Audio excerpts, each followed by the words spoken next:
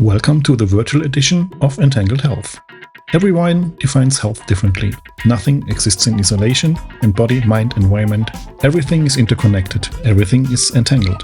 My guests at Entangled Health come from all walks of life: quantum physics, AI, biotech, healing arts, and creative fields. Each brings a unique perspective where technology meets philosophy, and together we expand our horizons. We are launching the virtual series, and this is an experiment, and you can participate. Usually, my guests are alive when I speak with them, but some vital insights come from voices that are no longer with us. So instead of artificially resurrecting these voices or faking them, I choose to enter directly into the dialogue with their texts, and I do this on Substack. There you can read the full virtual conversation with my first virtual guests, Hans-Georg Gadamer, and you find the link in the comment. So, a podcast with a dead without a fake voice? That sounds tricky. So what do we have here? No fake voices of the virtual guests themselves. Instead, an AI-generated podcast featuring virtual voices about the interview, analyzing and contextualizing the content from the written conversation for you. Let me know what you think, and let's go. Welcome back to the Deep Dive. Today, we are taking a bit of a step back. A necessary deep breath, really, in a world that's just obsessed with speed and data. Yeah, a philosophical pause. Exactly. Our focus is on the thought of Hans-Georg Gadamer. And this is a man who lived, an incredible 102 years, from 1900 all the way to 2002. That lifespan is so key to understanding him, you know? It's not just a number. He witnessed the birth of quantum physics, 2 world wars, the atom bomb, and he was there for the very first philosophical conversations about artificial intelligence. So his work is this profound, deeply human-centered response to some of the biggest questions of our time and his time. Questions like, what does it actually mean to understand something? Or what's the secret to being well, to being healthy? And maybe most importantly for us today, how do we hold on to those very human concepts in an age where technology is just accelerating at an unbelievable pace? Right. And throughout that entire century of upheaval, his argument was consistent. Despite all these incredible scientific advancements, our core ability to know, to understand, it has to be rooted in human experience. In the messy, finite, but also deeply meaningful act of dialogue. Mm-hmm. And a great place to start, I think, to anchor this whole conversation is his take on platonic friendship. Oh, it's beautiful. We describe this relationship as the other is like a mirror of self-knowledge, so that each sees a model in the other. That is, they understand each other by helping each other to become themselves. It's just such a powerful vision of what connection can be. It is, and the real philosophical kicker there, the thing that makes it more than just in my sentiment, is his focus on the grammar, the subjunctive mood. Okay, explain that. He's talking about what could still apply to oneself. So friendship isn't just about someone telling you you're great just as you are. It's not just mutual affirmation. No. It's about seeing your own untapped potential reflected back at you in the other person. You see who you could be. And that fundamental openness, that willingness to be changed by another person, that's the absolute core of his entire philosophy. That's hermeneutics. And that really sets our mission for this deep dive. We're going to try and synthesize Gadamer's greatest hits, drawing mainly from his masterpiece, Truth and Method. And the collection, The Enigma of Health, which feels like it could have been written yesterday. It's so timely. So timely. So our goal is to really get why his view of understanding hermeneutics is so crucial for grasping what health truly is. And why he was warning us decades and decades ago that technology has to stay a tool.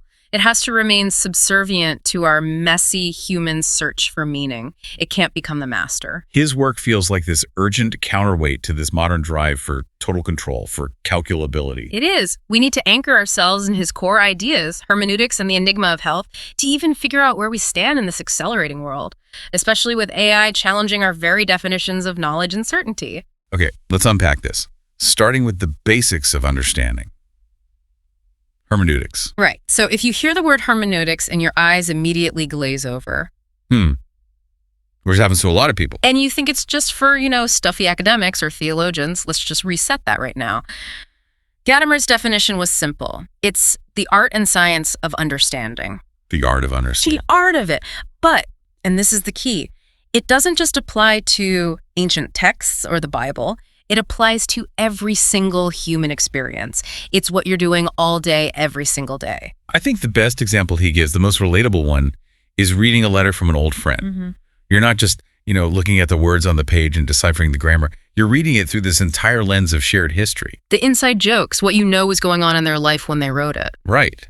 And critically, how what they're saying lands with you in your life right now. That whole complex relational act of interpretation, that's hermeneutics. You're doing it without even thinking about it. And that example gets right to the heart of his big argument, his anti-methodological stance. Okay.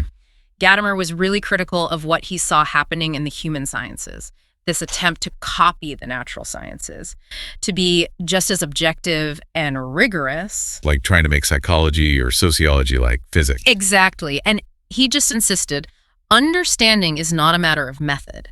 It is not a system. It's not a set of mechanical steps you can follow to guarantee you get the right answer. Because if it were, you could just build a machine to do it. Precisely. If you could reduce understanding to a method, you could outsource it.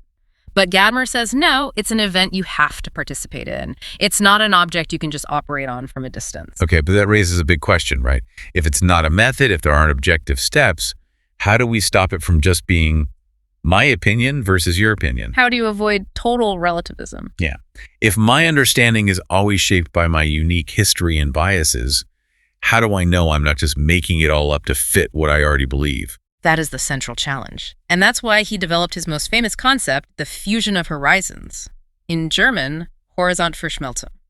A fusion of horizons. Okay, let's break that down. What's a horizon? A horizon is basically the limit of your perspective. It's everything you can see from where you're standing right now. So my knowledge, my experiences? Your knowledge experiences, your culture, the language you speak, and, crucially, your prejudices. And we need to pause on that word prejudices, because today that word is 100% negative. But that's not how Gadamer uses it. Not at all. He uses it in its literal neutral sense as prejudgments. Think of them as the assumptions and expectations you bring to any new situation. You need them to function. Can you give an example of a good prejudice? Sure. When you pick up a book, you have a prejudgment that the author is trying to communicate something coherent. You assume it's not just a random jumble of words. That's a helpful prejudice that allows you to even begin the act of reading. Or, when I meet someone new, I have a prejudgment that they probably operate with a similar sense of reality as I do. Exactly. They are necessary starting points. So, understanding happens when your horizon, your current historically shaped perspective, which is full of these prejudgments, meets another horizon. The horizon of an ancient Greek text, or a piece of modern art, or just another person you're talking to. And in that meeting, that encounter, something new emerges. It's a fusion. It's not that you erase your own perspective and adopt theirs or force them to adopt yours. This is not a conquest. It's a synthesis. A new, bigger horizon is created that neither of you had on your own before the conversation started. Your world gets bigger. Okay, let's make that really concrete. Say I'm reading a biography of a historical figure, someone from a few centuries ago that I've always thought of as a monster. Oh, okay. My horizon is shaped by my 21st century ethics. That's my prejudice, my prejudgment. I'm judging them by today's standards. Right. And then you encounter the horizon of the text, which starts to explain the world they lived in, the extreme political pressures, the different moral codes, the things they took for granted. So my horizon starts to fuse with that one. I don't suddenly think they're a hero. I don't excuse what they did. But your understanding expands beyond that simple black and white judgment. You start to see the complexity. Your horizon has been permanently altered by that dialogue with the past. And for that to even be possible, you have to be willing to let it happen. That's the prerequisite. A genuine openness. Gadamer was so clear on this. We cannot understand without wanting to understand. That is, without wanting to let something be said. You have to be willing to risk your own certainties. You do. You have to open yourself up to being addressed and to the possibility that you might be wrong. If you go into that biography determined only to find evidence that confirms you were right all along, then no fusion happens. You just bounce off it. Your horizon stays exactly the same size. This completely changes how we think about history. The old way was you have to become an expert on the author's entire world before you can even begin to understand the text. An impossible task, a complete historical reconstruction. Right. But Gadamer says no, you start where you are. He says, a kind of anticipation of meaning guides the effort to understand from the very beginning.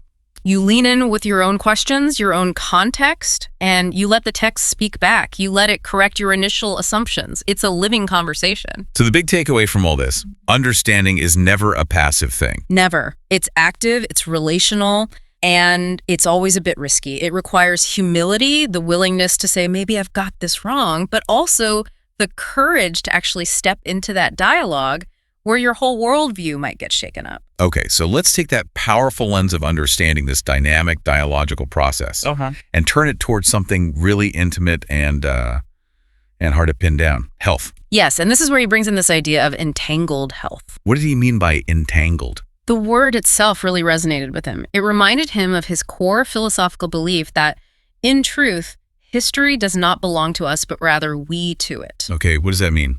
It means we're not objective observers standing outside of the flow of time, just watching it go by. We're in it. We're woven into it. And in the same way, we're not standing outside of our own health, managing it like a machine. We're entangled in it. We're entangled in it, woven into these incredibly complex biological, social, historical, and even narrative patterns that we can never fully step back from and control. Which means health can't be a static thing. It's not a state you achieve and then you're done. Right. It's a continuous dynamic movement. He didn't see health as this sterile, perfect equilibrium. He saw it as this ongoing process of adjustment between balance and disturbance. He used a Greek word for this, didn't he? He did. He went back to the ancient Greeks and their concept of metreion. It means something like an inner measure or an appropriateness, a fitness for the situation. The best analogy I can think of is a tightrope walker. That's a perfect analogy. Health isn't the act of standing perfectly still on the rope. That's impossible.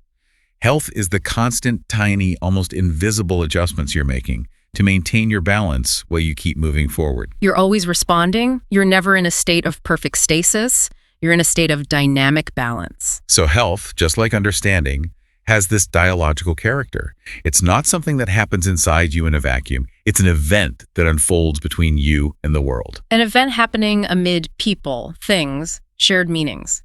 He said it represents a state of inner accord, a harmony with oneself. It's that subjective feeling of wellness. And here's the paradox, right? The enigma that we're going to dive into more. The ultimate paradox. This state of harmony, of health, hides itself in its very functioning. When the tightrope walker is doing it perfectly, you're not noticing the little shifts in their weight anymore. You're just watching them walk. Exactly. And when you are truly deeply healthy, your body just disappears. It vanishes into the activity you're doing. You're not thinking about your lungs or your heart or your digestion because they're all just working seamlessly. Health conceals itself in its own success. It lets you be totally absorbed by the world. So what here for the listener? What's the practical takeaway? The takeaway is that Gadamer is telling us that health is fundamentally relational. It's not just a private biological state.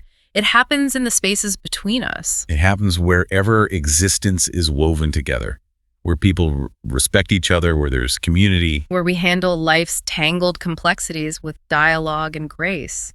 So healing isn't just about fixing a broken part. It's about restoring relationships and creating new meaning. This leads us to a really provocative idea that comes up in the source material, the analogy between this kind of mutual recognition and quantum entanglement. It's a big leap, but a fascinating one. The question is, could that moment of genuine recognition, seeing yourself in another person, like in a deep friendship or when a caregiver is truly attentive, could that create a kind of psychosocial entanglement? With real, measurable effects on healing. Something like the placebo effect, but maybe even deeper. Now, Gadamer himself would probably be very cautious with that analogy. Oh, absolutely. He would resist any attempt to reduce the complexity of a human encounter to a physics equation. But he wouldn't dismiss the core idea, would he? The power of that encounter. Not at all. He'd argue that our acts of profound human attention, our measurements of each other, you could say, our seeing and hearing and recognizing, are no less real in their capacity to transform both the observer and the observed. It's this idea of reciprocal mirroring. Yes. When a doctor truly, deeply listens to a patient or a friend really sees your suffering, that moment co-creates the conditions for healing. It's not just making the person feel better emotionally, it can actually change the physical reality. It co-creates the possibility of being better. And this isn't just philosophical speculation anymore. We have science that backs this up. We do. Fields like psychoneuroimmunology. The study of how our minds, nerves, and immune systems are all interconnected. Right. And that research shows very clearly that the quality of our relationships, the feeling of being truly seen and heard, can directly modulate our physiological processes. Stress, inflammation, immune response. So the placebo effect, which people sometimes dismiss as it's all in your head, is maybe the most powerful example of this. It's the ultimate proof that context, belief, and relational meaning are tangible, powerful forces in healing. So the way a caregiver is present with you, their attitude, their attentiveness, it's not just a nice little bonus. It's not just good bedside manner. It can be a primary therapeutic agent. It can genuinely shift the course of an illness, sometimes completely apart from the specific drug or procedure being administered. It confirms what these dialogical traditions have always known. That through this play of horizons, by being truly seen and addressed, you awaken these latent possibilities for becoming whole again. Acknowledging the patient as a complex person, not just a broken machine, actually catalyzes the healing process. Health, then, is something we achieve with other people, not just for ourselves. It's fundamentally a shared project. So this profound insight into dialogue and healing must have an origin story. Gadamer started out as a classical scholar.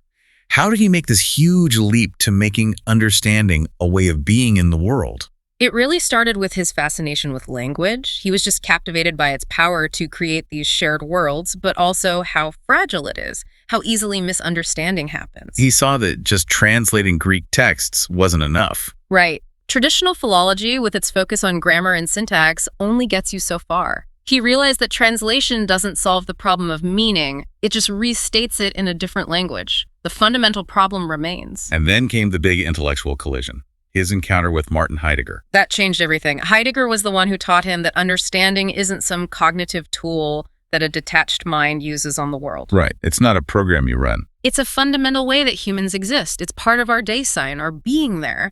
Heidegger just blew up the old Cartesian idea that you're these pure thinking minds separate from a world of objects. He said, no, we're always already thrown into a situation. Into a history, a culture, a body. We are constantly, from the moment we're born, trying to make sense of it. We are understanding beings. That's our basic mode of existence. And this idea became more than just an academic theory for him, especially during the wars. Yes. Witnessing that massive cultural and political collapse, he came to the conviction that the world's biggest problem wasn't a lack of scientific knowledge. We had plenty of that. The problem was a catastrophic failure of dialogue. Yeah. A failure of mutual recognition. Exactly. So his philosophy matured into this core principle. The real being of language is that into which we are taken up when we hear it, what is said. The language we share isn't just a tool for passing information back and forth. It's the very fabric of our shared world. It's the house we all live in together. And his mission became about promoting a kind of practical wisdom. He wasn't interested in philosophy that just stayed up in the clouds. No, he was wary of that.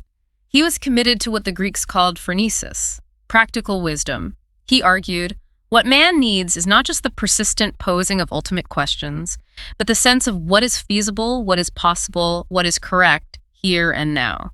So philosophy has to get its hands dirty. It has to participate in life, in suffering, in joy. It has to be about what we can actually do in our finite lives. Right. So what did that look like for him day to day? How do you practice being a hermeneutic philosopher? Well, he described his own life as less of a rigid routine and more of just an ongoing dialogue. He treated the classic texts he studied not as dead artifacts to be dissected, but as conversational partners. Yes, he would listen to them, argue with them in his head, and let them question his own modern assumptions. It was a live encounter. And he didn't just talk to other philosophers. No, he made a point of talking to everyone. His students, doctors, artists, people from all walks of life, because every conversation showed him again how differently we all experience these basic human realities like health and sickness and meaning. And that reinforced this need to take breaks, to acknowledge your own doubts, and to see misunderstandings not as failures, but as opportunities for deeper understanding. Right. And he saw the greatest challenge of his time and ours as preventing that dialogue from breaking down in this age of hyperspecialization and the obsession with efficiency. He had a great line about that. He did. He warned against the tyranny of hidden prejudices that makes us deaf to what speaks to us in tradition. So the dogma of if you can't measure it, it doesn't exist. That dogma makes us deaf. It closes off these essential questions about meaning and experience because they don't fit into the neat little boxes of data. And that ties directly back to his view of medicine. He saw it as an art, first and foremost, that uses science as a tool. Exactly. The technologies, the diagnoses, they're essential, but they are not enough. They have to be embedded in a conversation, in a joint search for meaning with the patient. There has to be room for the unpredictable. the uncontrollable, what he called the structure of play. For Gadamer, philosophy's job was to hold that space open, to keep asking the persistent questions, to resist the easy, purely scientific answers, and to preserve the existential dimension of health. The real art of medicine is learning to listen to what's not being said. The fear, the hope, the meaning that the patient is searching for. That's where philosophy becomes a living practice. That's it. All right, here's where it gets really interesting for me. Why did Gadamer call health a riddle, an enigma? I mean, on the surface, it seems like the most straightforward thing in the world. You either feel good or you feel sick. Well, the riddle for him lies in that very fact. Health is so intimately familiar to us, we live it every second, but it's completely inaccessible to our objective gaze. We can be healthy, but we can't step outside of it and measure it in its totality. So the whole project of modern medicine, which is to reduce health down to a set of measurable parameters, your blood pressure, your lab values, your genetic code, it's always going to miss the point. It's always going to miss the living heart of the thing. The riddle is its hidden nature. Health, as we said, conceals itself in its own perfect functioning. He said, when we enjoy good health, we are completely absorbed by our activities. You're focused outward on the world, on what you're doing. You're not focused on your own body. And so the enigma is, we only know health by its absence. It's only when I have a headache that I become aware of my head as a thing. Or when my knee hurts that I'm suddenly forced to think about how my knee works. Exactly. Illness forces you back into a self-awareness of your own body as this fragile biological machine. Health is a state of forgetfulness. This creates a really critical distinction for him between health and disease. A huge one. He says disease can be measured, its norms can be defined. We can look at a blood test and say, your cholesterol is too high. That is a state of disease. We can define it objectively. But you can't do the opposite.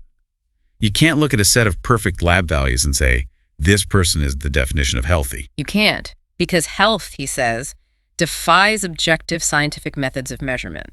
It's a process, a feeling, a state of integration with the world. It's not a number on a chart. And this leads directly to what he saw as the greatest misunderstanding of our time. The most dangerous one. Treating health as simply the absence of illness. It seems so logical, but it's a trap. It's a dangerously narrow definition because it shifts our entire focus onto deficiency, onto what's wrong. If health is just not being sick, then the goal of life becomes this frantic chase for zero risk, trying to create a perfectly sterile, safe bubble for yourself. Right. And it ignores the reality of our finite, fragile existence. It sets up an impossible and, frankly, undesirable goal. But wait, shouldn't we be trying to prevent disease? Of course. Gadamer's not saying we should ignore illness, but he's saying if we only focus on the absence of disease, we neglect the active, positive, qualitative nature of what it means to be well. So he offers a much richer definition. A much richer one. For him, real health is more than just having your biological systems in equilibrium. It is, and this is a quote, a state of integration into the surrounding world. Being in this world with other human beings, a state of active and rewarding participation in everyday duties. Wow. That completely reframes the goal of medicine, of wellness. It's not about achieving perfect internal balance. It's about having the capacity to fully participate in life. To work, to love, to argue, to create, to be a member of a community. So let's take an example. You could have someone with perfectly clean lab results, great blood pressure, zero risk factors, but they live in total social isolation. They feel no sense of purpose. They're in despair. And then you have another person, maybe they have a chronic manageable illness like type 1 diabetes. They have to deal with a physical challenge every day. But they are deeply connected to their community. They're engaged in meaningful work. They have this powerful inner sense of that metron, that balance. By Gadamer's definition, the second person is profoundly healthier. Because health isn't about achieving total safety or control. It's about our ability to absorb shocks, to recover from crises, to adapt, and to integrate those struggles into the story of our lives as a source of new meaning. It is, as he put it so beautifully, the unspectacular miracle of life itself. And that miracle happens in the spaces between the scientific measurements. Okay, so we have to take this framework now and apply it to our world, a world Gadamer only saw the very beginning of. What does his philosophy have to say about biotech, AI in medicine, The whole digital push for total calculability. Well, first, it's important to say he was not a Luddite. He wasn't anti-technology. He would have seen the incredible opportunities to relieve suffering. But he would have raised a huge red flag. A huge one. His warning would be about the risk of losing the human focus, the risk that health just becomes a problem of data management. We risk confusing precision with wisdom. And this is where he brings in that crucial distinction about certainty. He wrote, "The certainty of science is very different from the kind of certainty that is acquired in life." This is such a key point. Scientific certainty is Cartesian. It comes from a method designed to eliminate all doubt. It seeks what is objective, measurable, and repeatable. It promises control. But the certainty we need to live our lives, the certainty that lets us make a difficult ethical choice, or trust a friend, or feel healthy, that doesn't come from a lab report. No, that kind of certainty comes from lived experience, from practical wisdom phronesis, from learning to navigate the world's built-in ambiguities. It comes from dialogue and practice. I think the most dangerous idea today is that life's ambiguity is a bug, not a feature. That it's a problem that more data and better technology will eventually solve. That's the philosophical trap. And we must not confuse those two kinds of certainty. If we demand Cartesian, scientific certainty in every aspect of healthcare, if we insist that every diagnosis must be reducible to an algorithm, we eliminate the need for human judgment. We eliminate the art of medicine itself. The solution isn't to reject the science. It's to demand that science re-embrace its human and ethical dimensions. That our technology must serve dialogue and listening, not replace it. Medicine's goal should be to promote a living art, where even an illness can become part of a person's deeper understanding of themselves and the world. And to do that, you need an anchor, something that keeps the whole project humane. And Gadamer gives us one, without any hesitation. He says, people cannot live without hope.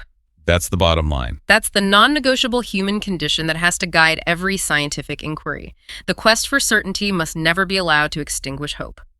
Because hope, unlike data, is what we actually need to exist. So the ideal future, from a Gadamerian point of view, isn't a world where every outcome is perfectly calculated and guaranteed. Not at all. It's a world where there's a dynamic, respectful interaction between technology, language, and humanity. A world that preserves the essential riddle and dignity of life by always prioritizing listening and attentiveness. Which brings us squarely to the biggest challenge of our moment, generative AI and large language models. Right. And we have to start by acknowledging how sophisticated these systems are. I mean, they're stunning. They can produce fluent, coherent, context-aware text that really mimics human dialogue. So the question, through Gadamer's lens, has to be, can they ever achieve real understanding? The kind we've been talking about, rooted in lived experience and the fusion of horizons. And his hermeneutic critique, I think, is the most powerful tool we have to answer that question. An AI can process data, it can spot patterns, it can predict the next most statistically likely word with incredible accuracy. But real understanding is not processing. It's rooted in our finitude, he would say, in our historicity, in our situated participation in meaning. Let's unpack that phrase, situated participation. What does that mean? It means the machine is fundamentally detached. It's nowhere. It's nowhere. Understanding, for Gadamer, is completely tied up with being a living, limited, mortal human being. The model doesn't have a body. It doesn't face death. It doesn't belong to a specific time or place. Its knowledge is abstract, disembodied. His point on language is so important here. He said, the more language is a living operation, the less we are aware of it. When you're having a great conversation, you're not thinking about the words you're choosing, you're just in the flow. Language for us is a lived experience, an event happening between real people. It's not just symbol manipulation. And that's what the AI is doing. It's manipulating symbols based on statistical patterns. Which leads to the core missing piece, the existential weight. The algorithms are just echoes. They are statistical reflections of countless human conversations, but they are completely detached from the lived experience that generated them. They've never felt pain or hope or fear or desire. So they are, in a profound sense, indifferent to the words they generate. That indifference feels like the absolute key. When I ask another human being a serious question, they bear the weight of my question. They listen because they might be transformed by the answer, or because our relationship is at stake if they misunderstand. Precisely. A machine does not listen in order to be transformed. It feels no risk. It doesn't fear the consequences of a communication breakdown. Gadamer would say its responses lack the existential risk that gives human dialogue its seriousness and depth. The conversation isn't a risk for the LLM. It's just a function it's performing. Its horizons, if you even want to use that word, are just vast databases of word correlations. They are not horizons of being. The model is indifferent. It doesn't risk anything of itself when it speaks. And that's what makes it fundamentally different from a person. Genuine understanding requires vulnerability, the openness to being changed. And a machine is, by its nature, invulnerable. It calculates, it doesn't risk. So the Gadamerian conclusion on AI is, it's nuanced. It is. AI is an amazing, powerful tool. It can support our work, it can organize information, it can even be a kind of technical conversational partner. But the actual achievement of understanding, that dialogical event rooted in lived experience, finitude, and vulnerability, that remains uniquely and maybe incalculably human. So, given this deep commitment to dialogue and vulnerability, what's the practical advice? How do we translate this for the young researchers and innovators who are out there building our future? Well, Gadamer's advice often goes completely against the grain of the modern university or tech company. He basically says, slow down. He urges freedom, doubt, and even leisure. Preserve your sense of wonder. Protect your uncertainty from the constant demand for quick, efficient, quantifiable results. Don't be in such a rush to find the answer and close the question. He also had this powerful warning against becoming too specialized, too narrow.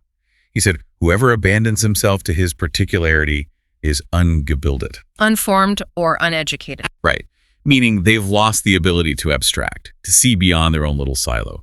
True education, true philosophy is the power to step back and see the bigger picture. And that perspective is what enables the core practice of hermeneutics, the true nature of dialogue, which is, as he said, understanding does not occur when we try to intercept what someone wants to say to us by claiming we already know it. That is so huge. Yeah. It's the difference between listening to formulate your reply and listening to actually hear what's being said. Hermeneutics is a practice of humility. It means you have to actively work to overcome your own biases and be ready to have your mind changed. You have to actively look for the moment where the other person or the text shows you that you're wrong. And this kind of openness isn't just for, personal growth. He says it's essential for genuine innovation. His view on innovation is so interesting. He says real innovation doesn't come from just throwing out the past and starting over. It comes from a productive tension, a dialogue between tradition and renewal. This is where we get to that really misunderstood concept of his. Tradition is not a burden, but a resource. We tend to think of tradition as this dead weight holding us back, but Gadamer says, no, we are not trapped by our history, we are enabled by it. He argued against the Enlightenment's prejudice against prejudice, this idea that everything from the past was just an obstacle to be cleared away. He's saying our prejudgments, our inherited ways of seeing the world are our only pathway to the truth, as long as we hold them lightly, as long as we're willing to revise them. So if you apply that to technology, a new AI diagnostic tool shouldn't just replace the doctor's experience because it's faster. True innovation would be to put them in dialogue. Ask, what wisdom does the doctor's art hold? What crucial human element does this new technology risk erasing if we're not careful? It makes innovation this constant process of questioning. It grows through both criticism and inspiration. We have to always be asking, who gets to speak in this new system? Whose needs are being met? And who is being silenced in the rush for efficiency? Real reinvention, then, is dialogical. It's humble. It allows for vulnerability to the unknown. Right. Okay, we have covered a ton of ground. Hermeneutics, health, AI, innovation. Let's bring this whole philosophical marathon back down to earth, back to lived reality of the philosopher. The ritual pause. The ritual pause. Yeah. The source material had this wonderful grounding question that was posed to Gadamer. After a long day of wrestling with these huge abstract ideas, what's your go-to comfort food? And his answer, after all this talk of Plato and Heidegger and the fundamental uncertainty of being, was just so perfectly simple and human. Very strong coffee. Very strong coffee. And it wasn't just for the caffeine, was it? No, not at all. He said it served as a ritual pause. It was a simple physical act that pulled his mind out of the clouds of abstraction and anchored him back in his living, breathing, embodied self. The whole process of it, the smell, the warmth of the cup, the familiar taste. These are simple sensory things that restore you. After you've been lost in the endless flow of history and interpretation, that simple act of just tending to your body's needs is a profound form of health. It's the hermeneutical pause. It's accepting your own finitude. And this beautiful grounding moment with the coffee led directly to the final huge question that Gadamer himself wanted to leave for future generations to think about. He asked, in a world increasingly shaped by rapid technological change and constant demands for certainty, how can we cultivate the art of genuinely living with uncertainty, ambiguity, and not knowing? And his answer really sums up everything we've talked about today. It does. It's not about giving up. It's not about being indifferent. It requires what he called intelligent endurance. Intelligent endurance. I love that. It's the courage and the openness to just stay in that tension, to remain present in the space between what you know and what you don't. And you can't cultivate that alone. It only happens in real dialogue, where you are vulnerable enough to be changed, that readiness for experience. It's in that unfinished process of questioning and listening, of accepting our own limits, that everything important happens. New meaning, real healing, the richness of life. We're never at the final answer. We're always on the way. So what does this all mean for you, the person listening, trying to navigate a world that promises total certainty, but just delivers constant change and ambiguity? I think Gadamer's work shows us that the real value of all our tools, our science, our technology, it doesn't lie in achieving total control. It lies in how they can enhance genuine human encounter and dialogue. We've really distilled, I think, 3 key lessons from Gadamer for today. First, that understanding isn't a final state you achieve. It's a living dialogical process that's never finished. We are always revising our horizons. Second, that health is not something you can measure on a chart. It's not the absence of sickness. It's this mysterious, ongoing integration into the world around you. It's that unspectacular miracle that hides itself in its own success. And third, and maybe most importantly, our greatest resource isn't our technological power. It's our willingness to listen, to embrace our own limits, and to be profoundly changed by what we encounter. He closes with this really powerful statement. What is said in language constitutes the common world in which we live. That common world, that shared space of meaning, that's where understanding happens. And that's where healing happens. Gadamer said that the purpose of this kind of thinking, hermeneutic consciousness, is to confront the will for utopian change with something of the truth of remembrance, with what is still and ever again real. So here's the final thought for you to take away. If our technology is always chasing the future, always promising this perfectly calculated utopian world, what is the truth of remembrance we need to hold on to? What do we need to remember about our finite, embodied, messy, dialogical nature to make sure that all this progress actually stays humane? and in all that uncertainty, we have to remember his most fundamental defense of the human project. People cannot live without hope. And that was Entangled Health, the virtual series. Thank you very much for listening to this experiment, and see you next time. You can find the link to the full article in the comments, and feel free to share your thoughts there. If you enjoyed it, don't forget to subscribe to the channel so you don't miss a thing. Stay kind, stay curious, and keep exploring with Entangled Health.